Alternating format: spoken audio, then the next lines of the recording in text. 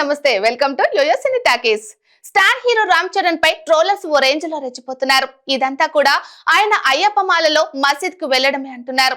చరణ్ సోమవారం కడపలో సందడి చేశారు. హైదరాబాద్ నుంచి ప్రత్యేక విమానంలో కడప వెళ్లిన చరణ్ కు అడుగడుగున గ్రాండ్ వెల్కమ్ లభించింది. మొదటగా విజయదుర్గ అమ్మవారిని దర్శించుకున్నారు చరణ్. అక్కడి వరకు బాగానే ఉంది. ఆ తర్వాత కడప దర్గాను దర్శించుకోవడం, ఆది అయ్యప్ప స్వామి మాలలో ఉండి దర్గాకు వెళ్లడంతో కాంట్రవర్సీకి దారితీసింది. అటు సోషల్ మీడియాలో ట్రోల్సే కాదు, ఇటు అయ్యప్ప భక్తులు సైతం చరణ్ తీరుపై మండిపడుతున్నారు. ఎన్నో ఏళ్లుగా స్వామిమాల వేసుకుంటున్న చరణ్ కి ఈ మాత్రం తెలీదా అంటూ అయ్యప్ప జాయింట్ యాక్షన్ కమిటీ సభ్యులు ఆగ్రహం వ్యక్తం చేస్తున్నారు. పవిత్రమైన అయ్యప్ప మాల ధరించి నియమాలకు విరుద్ధంగా బొట్టును తొలగించడమే కాక దర్గాను దర్శించడం ధర్మానికి విరుద్ధం అంటున్నారు.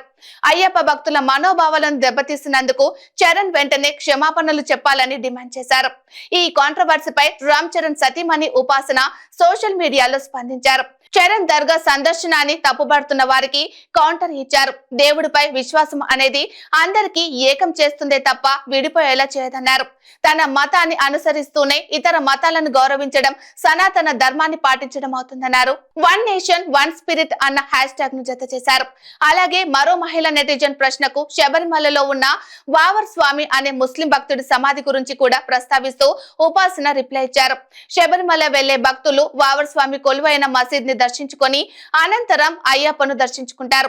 మసీదులో ప్రదక్షిణలు చేసి విభూది మిరియాల ప్రసాదం తీసుకొని శబరిమల యాత్రకు కొనసాగుతారు. ఈ సాంప్రదాయం గత 500 ఏళ్లకు పైగా ఉంది. అక్కడ లేని వివాదం ఇక్కడ ఏంటి అన్నట్లు ఉపాసన ఒక్క రిప్లైతో విషయాన్ని తేల్చేశారు. అయితే ఇక్కడ దర్గాకు వెళ్లినప్పుడు రామ్ చరణ్ చేసిన కామెంట్స్ కూడా ఇప్పుడు తీవ్ర దుమారం రేపుతున్నాయి.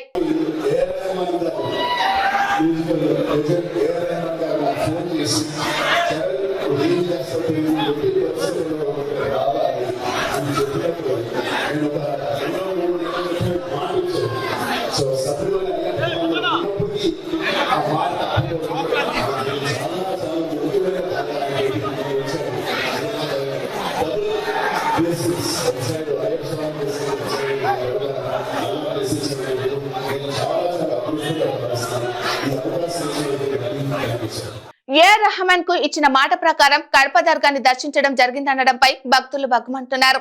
ఈ వ్యాఖ్యలను సోషల్ మీడియాలో ట్రోల్ చేస్తున్నారు.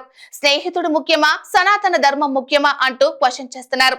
మరి Ayyappa joint action committee demand చేస్తున్నట్లు చరణ్ ఈ ఇష్యూపై స్పందిస్తారో లేదో చూడాలి మరి.